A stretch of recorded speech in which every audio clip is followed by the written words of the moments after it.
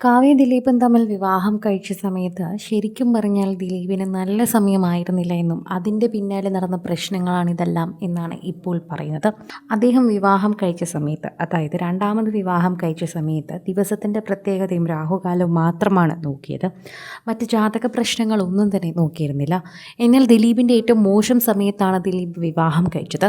അല്ലാതെ കാവ്യ അല്ല ഐശ്വര്യക്കേട് എന്നാണ് ഇപ്പോൾ പുറത്തു വരുന്ന കാര്യം പറഞ്ഞിരുന്നത്. ഈ ഒരു സമയം വിവാഹം കഴിക്കാൻ നല്ലതല്ല എന്ന് ജോത്സ്യൻ പറഞ്ഞിരുന്നുവെങ്കിലും എന്നാൽ ഇപ്പോൾ മാത്രമേ തനിക്ക് വിവാഹം കഴിക്കാൻ സാധിക്കുമെന്നും ഷൂട്ടിംഗ് തിരക്കുകളെല്ലാം ആരംഭിക്കാൻ പോവുകയാണെന്ന് പറഞ്ഞുകൊണ്ടായിരുന്നു ദിലീപ് ഇത്തരത്തിൽ തന്നെ പ്രവർത്തിച്ചത്.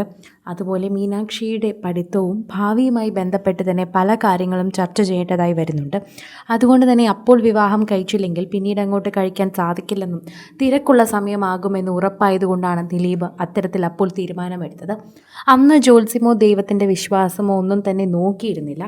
ഇത്രയും അധികം പ്രശ്നങ്ങൾക്കിടയിൽ അത് ചെയ്യാൻ മാത്രമേ ദിലീപിനത് ഉണ്ടായിരുന്നുള്ളൂ. പ്രേക്ഷകരെല്ലാവരും അതിനെക്കുറിച്ച് സംസാരിക്കുന്നുണ്ട്.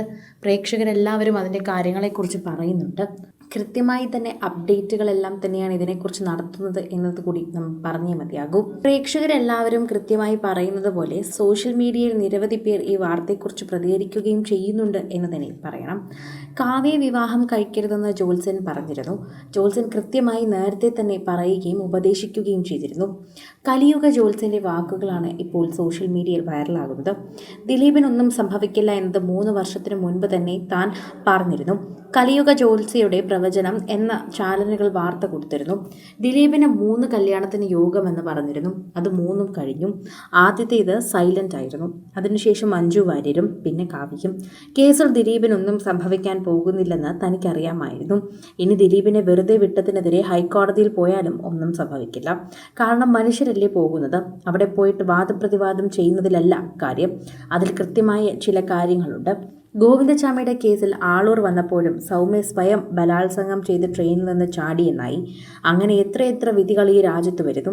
ആ വക്കീലിൻ്റെ കഴിവും സാമർഥ്യവും കൊണ്ട് തെളിവുകളുടെ അടിസ്ഥാനത്തിലുമാണിത്. കോടതിക്ക് എന്താ ചെയ്യാൻ സാധിക്കും? ഹാജരാക്കുന്ന തെളിവുകളാണ് കോടതി നോക്കുന്നത്. ഏത് രാജ്യത്ത് പോയാലും അങ്ങനെയാണ്. അവിടെയാണ് വക്കീലിൻ്റെ സാമർഥ്യവും കഴിവും. അന്ന് ദിലീപിനെ കണ്ടകശനിയിൽ കാവ്യയ്ക്ക് 7.5 കണ്ടകശനിയുമായിരുന്നു കാലത്ത്. ആ ഒരു ബന്ധം തന്നെ വിളിച്ചിരുന്നു. ഈ കല്യാണം നടത്തരുതെന്നും സമയം മോശമാണെന്നും താൻ പറഞ്ഞിരുന്നു. ദിലീപിന് കാരാഗ്രഹവാസം ഉണ്ടാകുമെന്നും പറഞ്ഞിരുന്നു.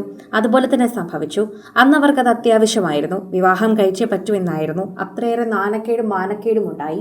മഞ്ജുമായിട്ട് വേർപിരിഞ്ഞതുപോലും കാവ്യയുടെ തലയിൽ വന്ന് പഴിച്ചു. അതുകൊണ്ട് തന്നെയാണ് കാവ്യയ്ക്ക് അത് ചെയ്യേണ്ടി വന്നത്. അവിടെ എല്ലാവരും വേഗം തിടുക്കം കൂട്ടുകയായിരുന്നു. അന്ന് പുലർച്ചെയും തലേ ദിവസവുമായിട്ടാണ് ദിലീപ് എല്ലാവരെയും അവിടെ എത്തിച്ചത്. മാധ്യമങ്ങളോട് പോലും അന്ന് പുലർച്ചെ പറഞ്ഞു.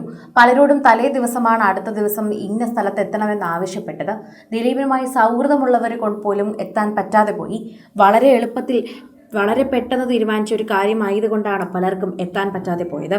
കൂടുതൽ സിനിമ, സീരിയൽ, ചാനൽ വാർത്തകൾക്കും നിങ്ങളുടെ പ്രിയപ്പെട്ട താരങ്ങളുടെ എക്സ്ക്ലൂസീവ് അഭിമുഖങ്ങൾക്കുമായി സബ്സ്ക്രൈബ് ചെയ്യാൻ മറക്കല്ലേ.